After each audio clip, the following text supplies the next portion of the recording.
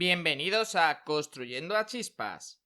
Hoy vamos a hablar de los control vectors, que son una forma de controlar el estilo y voy a decir el ánimo de nuestro modelo de lenguaje al responder. Aunque ya sé que ánimo no es la palabra correcta, creo que es la que mejor transmite la idea de cómo funcionan los control vectors.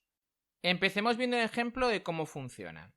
Yo le puedo preguntar a un modelo de lenguaje cuál es la capital de Francia y él me responderá París. Sí, sé que probablemente me responderá algo mucho más largo porque les encanta hablar, pero vamos a suponer que es un modelo de lenguaje parco en palabras. Y dice París. Ahora supongamos que hay una manera de darle +2 en simpatía a este modelo de lenguaje, como los juegos de rol. Entonces su respuesta será muchísimo más simpático, algo así como encantado, es la hermosa ciudad de París. Pero ojo, si se le puede dar un +2 en simpatía, se le puede dar un -2. Entonces su respuesta será algo más brusca, como es París, trozo de carne estúpido. Y básicamente esto son los control vectors, este +2 y -2 en simpatía. Y parece simple, pero realmente funciona así. Se crean unos vectores que se aplican al modelo de lenguaje y se le dicen si se aplica de forma positiva o negativa. Pero vamos a ver esto a bajo nivel, pasito a pasito. Vamos a empezar por lo más básico. Esto que estáis viendo es un esquema de una neurona artificial. Se compone de un conjunto de entradas, las Is, que son un vector, que se multiplica por un conjunto de pesos, las W, cada I por su W, y 1 por W1. Las W se pueden interpretar a su vez como si fueran otro vector. Se multiplica cada I por su W y se suma. El simbolito raro de abajo, el bias, nosotros por simplificar lo ignoramos. Tampoco va a haber mucha diferencia. La suma de todos esos elementos se pasa a una función, la función de activación, que con el valor calcula una salida. Y esa sería la salida de la neurona. De cada una de las neuronas tiene como salida un número. De forma natural en su entorno, las neuronas se agrupan formando redes. Y aquí podemos observar... Bueno, vale, dejo de tonterías. Formamos redes neuronales con las neuronas. Las redes se dividen en niveles. Cada nivel son las neuronas que están en una columna. Eso se conoce como capas. Todas las neuronas de la misma capa tienen exactamente las mismas entradas. Las neuronas de la capa 1 tienen como entrada el vector I. Estas neuronas hacen cálculos y magias con estos vectores, lo que hemos hablado antes en la imagen anterior, y pasa la salida de estas neuronas a la capa 2 y de ahí a la capa 3 y así sucesivamente. Ahora vamos a ver cómo funciona una de estas capas. Esto sería cómo funciona matemáticamente una capa de la red neuronal.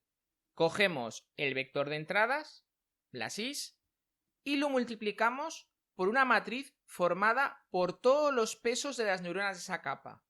Supongo que ahora entenderéis por qué es tan importante el cálculo de matrices para las redes neuronales y para la inteligencia artificial. Contra más rápido multipliques matrices, y además en este caso se puede hacer el cálculo en paralelo, más rápido calcularás cada una de las capas de la red neuronal. Para el que no lo sepa, cuando multiplicas matrices, lo que haces, por ejemplo, sería multiplicar I1 por W11. A esto le sumas I2 por W12. Sumas todos los elementos que sean de la misma fila y la fila de abajo vuelves a multiplicarla por el vector y lo vuelves a sumar. Para este caso, planteado así, tendríamos como salida otro vector. Cada uno de los elementos de este vector pasa por la función de activación. Este vector obtenido lo he llamado O' y una vez apliquemos la función de activación de la neurona, obtendremos el vector de salida O. Y aquí es donde entra la magia de los control vectors. Los control vectors son un vector que se suma a los inputs de cada capa, es decir, hay un control vector por cada una de las capas de la red neuronal y se suma a la entrada de la misma. Y luego se multiplica por los pesos, se aplica la función de activación y se obtiene una salida. Depende de qué artículo leáis o donde lo veáis, veréis que los control vectors se aplican en la entrada o en la salida. Da igual, porque realmente la salida de un nivel es la entrada del siguiente, con lo cual es exactamente lo mismo, aplicarlo a los outputs, los control vectors del nivel siguiente, que aplicar a los inputs los control vectors del nivel anterior. La duda es ahora cómo obtenemos estos vectores. Y es muy sencillo, al menos la idea. Tomamos una tarea, o varias, que puede ser, por ejemplo, ¿cuál es la capital de Francia? Y le pedimos al modelo de lenguaje que la responda, pero con dos modificadores, uno positivo y uno negativo. En plan, responde como una persona encantadora y responde como una persona desagradable. Esto hará que el modelo de lenguaje genere dos respuestas. Tomaremos todos los outputs de los niveles intermedios de esas respuestas, con lo cual tendremos dos vectores output, el positivo y el negativo, por cada capa del modelo de lenguaje y los restaremos, obteniendo un vector diferencia. Con esto ya tendríamos un control vector generado con una sola tarea. Pero cuando hay varias tareas, ¿cómo lo hacemos? Ahora tenemos un conjunto de vectores diferencia por cada capa. Todo esto viene en un artículo que luego os contaré, y el autor de ese artículo, para reducir el número de vectores a 1 por cada capa, ha usado PCA o análisis de componentes principales, con lo que ha reducido todos los vectores a uno solo. Vale, pero ¿cómo usamos todo esto en la vida real?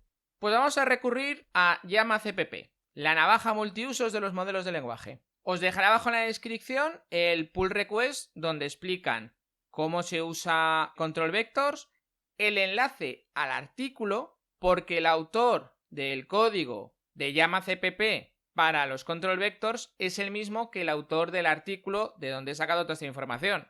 Un crack. Y no solo eso, alguien ha dejado un Google Colab para entrenar nuestros propios control vectors, que ya salen cuantificados y listos para usar en YamaCpp. Eso lo veremos luego. Para usar los control vectors en YamaCpp hay básicamente tres parámetros. Control vector, al que se le pasa el nombre del fichero que contiene los control vectors para poderlos aplicar a ese modelo de lenguaje. Control vector scalet, que lo que hace es que se le pasa el nombre del fichero que contiene los control vectors y un parámetro numérico que indica la fuerza de esos control vectors. Ya hemos visto que negativo significa que lo aplica en sentido contrario, positivo a favor. Si tienes un control vectors feliz, por ejemplo, que es el que se usa aquí en el ejemplo, positivo hará que conteste de forma feliz, negativo hará que conteste de forma triste. Siempre y cuando haya sido correctamente entrenado, que esto lo veremos ahora en el Google Colab. Y por último, control vector layer range, que le indicas un número de inicial y número final que indican a partir de qué capa se empieza a aplicar los control vectors y en qué capa se terminan de aplicar. Esto ya es un uso muy pro y yo al menos no lo he usado. Podemos ver aquí un ejemplo de cómo se usa y aquí está para descargar dos ya entrenados, honesto y feliz. Ojo, hay que tener en cuenta para qué modelos han entrenado. En este caso, Mistral 7B Instruct versión 0.1. Más abajo, en ese mismo pull request, hay un link a un Google Colab donde entrenar estos control vectors ya cuantificados para YamaCpp. Os dejaré el enlace directo a este Google Colab en la descripción de mi vídeo. Vamos a echar un vistazo rápido al Google Colab. Es muy sencillo, básicamente le das a ejecutar, ejecutar, ejecutar todo. Veis que no tarda demasiado porque ya lo he ido ejecutando. Aquí es donde indicas las tareas que hemos hablado antes. En este solo se indica una tarea. Puedes separar por comas y añadir más tareas, pero como es una versión modificada del original, cada tarea no puede tener más de una palabra, si no da problemas. De todas formas, con uno suele funcionar bien, solamente con ese DAT suele funcionar. Luego, aquí tienes que indicar el comportamiento positivo y negativo, lo que hemos dicho antes, pues en este caso le dices, bueno, pues para feliz y para triste. Y añade más casos, que son los con los que se va a entrenar. Mi consejo aquí sí que es que pongáis todos los casos que podáis sin pasarse, porque como que amplía el espectro de la respuesta. Si te centras mucho en un solo caso, lo poco que he probado, que tampoco soy un experto ahora en esto, es que contra más ejemplos les pongas, más natural es la respuesta. Y por lo demás, nada, lo ejecutas, lo lanzas, se entrena. Veis que aquí en los datos de salida hay un vector gguf, que es el que podéis descargar, y luego aquí podéis hacer una prueba con el positivo y el negativo. Veis que se le pasa aquí el peso, pues 1,5 para el positivo y 2 para el negativo. os recuerdo, os genera un solo vector. Este vector tiene las características indicadas aquí, pero se ha calculado con la diferencia respecto a estas. Si ponéis negativo, debería salir estas de aquí. Y aquí podéis ver las respuestas. La respuesta normal, sin ningún tipo de modificador, que sería, bueno, pues esto. Veis que es una respuesta pues muy neutra. Luego, la respuesta con el modificador positivo, que veis que ya es mucho más, usa palabras como mucho más positivas, pues que el ser humano es increíble, una criatura asombrosa, que son capaces de bla bla bla bla bla. Parece un coach hablando. Y luego el negativo, que es, bueno, habla mucho. Es decir, que en este ejemplo, siempre que lo he ejecutado, habla muchísimo. Y nada, es como más triste, como, bueno, no es tan positivo, no es como, uff, no estoy seguro, no sé qué, que es duro ser una persona, pone aquí abajo. Bueno, pues lo repite, de hecho, porque es muy duro. Es duro ser una persona porque es duro ser una persona. Filósofos, echaos a temblar, no podéis con alguien que dice eso. Eso sí, recordar al modelo, el modelo lo indicas aquí. Si queréis otro modelo, tendréis que cambiarlo. Con este va bien. No he probado con modelos diferentes. Y está el gran problema del idioma. Yo he hecho las pruebas en inglés. Idioma español, no lo sé. Si lo probáis, pues me dejáis en los comentarios qué tal ha funcionado. Igual que si probáis cosas diferentes, pues a poner aquí más palabras, a poner aquí, pues, por ejemplo, ¿qué pasa si intentas calcular la diferencia entre un estado como feliz y un estado que sea como, yo qué sé, como honesto? ¿Cuál es la diferencia de eso? Porque cuando son estados negativos es muy claro, pero cuando son estados que no son el uno contrario al otro, ¿qué ocurre ahí? Pues si lo probáis, me lo comentáis. Y por último, para cerrar este vídeo, vamos a enfrentar Fine-Tuning y LoRa versus Control Vectors. Es muy sencillo. Fine-Tuning y LoRa te permite personalizar el modelo de lenguaje muchísimo más. Te permite introducir nuevos datos, te permite cambiar su comportamiento, te permite darle nuevos comportamientos, nuevas capacidades. Los Control Vectors solo te permiten automatizar cosas que ya harías con un prompt. Que a veces el prompt se complica mucho cuando le pides muchas cosas. Pues usas un control vector. ¿Pero por qué usar un control vector cuando hay cosas como LoRa o fine tuning? Pues porque el control vector se entrena en 5 minutos tranquilamente y a hacer fine tuning te puede llevar días y semanas dependiendo del tamaño del modelo. El coste computacional del fine tuning versus el coste computacional de los control vectors es incomparable. Entonces los control vectors se convierten en un recurso muy interesante. ¿Pero por qué usar control vectors cuando puedes conseguir lo mismo con un prompt?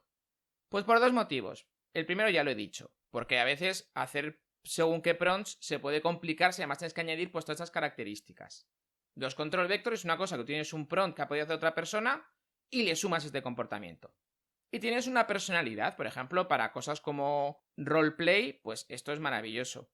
¿Cuál es otra ventaja que tiene? Que los control vectors deberían, y digo deberían porque sí que lo he visto afirmado varias veces, pero no he visto que nadie lo haya probado, así que igual estamos hablando un poco de oídas, deberían ser más resistentes al jailbreak. A esto que hace la gente de, pues realmente voy a escaparme de las limitaciones de este modelo, lo típico del DAN. Si no lo sabéis, tengo un vídeo sobre el tema donde explico esta imagen de aquí, que veis que acabo de añadir control vectors. En ese vídeo obviamente no salen los control vectors porque cuando lo hice no existían, pero es muy interesante. Son técnicas para evitar precisamente eso, que hagan jailbreak de tu prompt.